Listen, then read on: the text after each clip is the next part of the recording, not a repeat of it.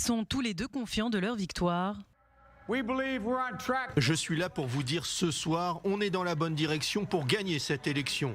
On le savait à cause du vote par anticipation et du vote par correspondance. Il va falloir être patient jusqu'à ce que le travail difficile du décompte soit terminé. Et ça ne sera pas fini jusqu'à ce que chaque vote, chaque bulletin soit compté. Nous sommes loin devant, mais ils essaient de voler l'élection. Nous ne les laisserons jamais faire. Les votes ne peuvent pas être émis après la clôture du scrutin. Un tweet rapidement supprimé par Twitter qui a mis en place des mesures pour éviter toute annonce de victoire prématurée. Au cours des dernières 24 heures, les Américains ont dû choisir entre les deux candidats. Plus de 100 millions d'entre eux ont voté par correspondance, plus du triple qu'en 2016. Les autres se sont massivement rendus aux urnes afin de désigner leur futur président. Même ceux atteints du Covid-19 ont pu accomplir leur devoir de citoyens.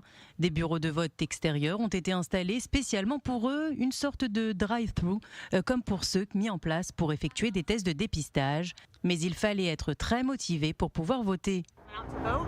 J'ai attendu pendant 3 heures. Je suis venue voter parce que je pense que chacun doit accomplir ce devoir civique. Par contre, petite note à vous-même, ne soyez pas positif au Covid pendant une élection présidentielle.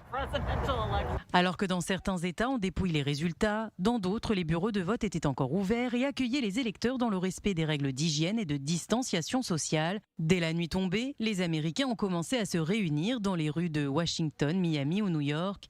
Des fêtes de rue improvisées pour patienter jusqu'aux résultats tant attendus. Les candidats, eux, attendront l'annonce du vainqueur chez eux.